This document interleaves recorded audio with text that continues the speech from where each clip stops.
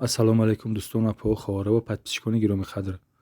имрӯз қарор доштам дар бозори Корвон, бозори нав ҳафтум дарвоза, дар дуконе ки аз тарафи соҳибкор палтоҳо барои бонувон ки мехи болояшон аз кролик ва норка мебошад, хостам як навореро пешкаши шумо намоям. Марҳамат, тамошо кунед. шумо бошед дӯстон наворро тамошо карда бо лайк ва комментариҳо дастгириро фаромӯш накунед ва агар тавонед то қадри имкон наворро ба дигарон низ пахш кунед, то дигарон аз наворҳои мо огоҳ бошанд.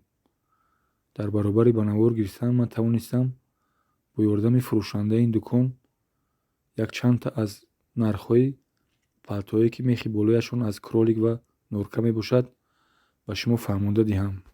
касоне ки агар аз чунин палтоҳои зебову сифаташон баланд хоҳиш харидорӣ кардану доранд, суроғаи мо бозори Корвон, бозори нав ҳафтум дарвоза, ё ин ки ба рақамҳои дар экрани ин навор буда ба тамос бароед.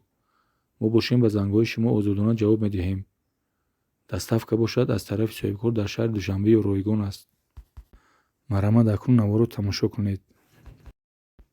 дӯстон ва подписчикони гироми қадр, палтоое ки шумо дар навор дида истодаед палтоҳои новинка буда, истеҳсолкунандаи чунин палтоҳои зебо гуанҷои Хитой мебошад, ки айни ҳол аз тарафи соҳибкор ба фурӯш гузошта шудааст ва нархи чунин палтоҳои зебо 2300 сомон нархгузорӣ шудааст, ки ин нархи донааш мебошад. размери чунин палтои зебо аз размери 44 сар мешавад то размери 56. қадаш он бошад дароз меистад, остинашам дароз аст. мехаш бошад аз кролик ва норка тайёр шудааст. дӯстон, чӣ хеле ки ба ҳамагон маълум аст, норка ва кролик ин дар тамоми рӯи олам аз ҷиҳати сифат, пашм ва пӯст ҷойи намоёнро ишғол мекунад. барои ҳамин ширкатҳое ки аз чунин ҷонварои нодир чизеро ки истеҳсол мекунанд, бо нархи қимат ба фурӯш гузошта мешавад. дӯстон, чӣ хеле ки ба ҳамагон маълум аст, норка ва кролик ин дар тамоми рӯи олам аз ҷиҳати сифати пӯсту пашмаш ҷойи намоёнро ишғол мекунад. барои ҳамин ширкатҳое ки аз чунин ҷонварои нодир чизеро ки истеҳсол мекунанд, бо нархи қиматаш баланд ба фурӯш мемонанд. ва ин ҷо ногуфта намонад ки шукронаи тенҷиву амонӣ соҳибкорони морам аз дигар давлатҳо чунин палтои зебое ки мехашон аз кролик ва норка мебошанд, оварда ба фурӯш мегузоранд. ин ҷо бинед ки қариб чандта рангаш ба фурӯш гузошта шудааст ва дар нарх бошад қариб ки ҳамаи ҳамино як нархро ташкил мекунанд.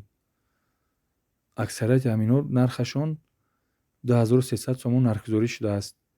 ин нархи донааш мебошад. ана ҳамин магазине ки шумо дар навор мебинед бисёрам як магазини калон аст.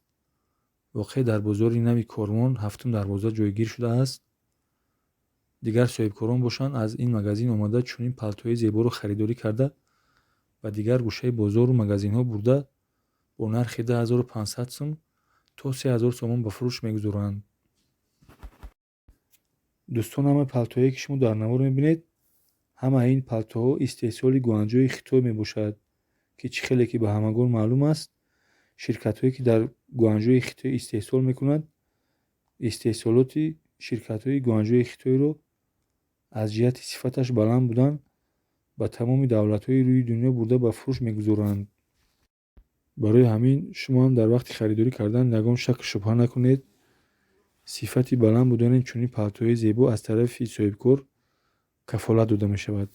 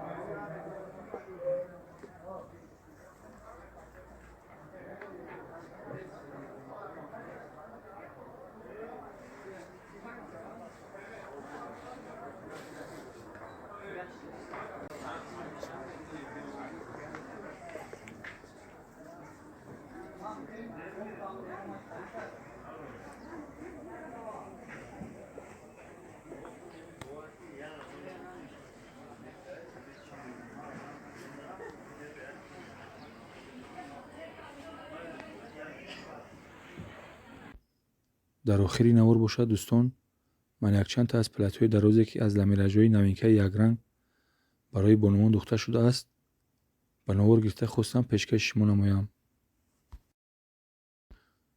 ин ҷо куртаҳои духтае, ки шумо дар навор мебинед, ҳамаи инҳо қариб ки дар нарх як нархро ташкил мекунанд.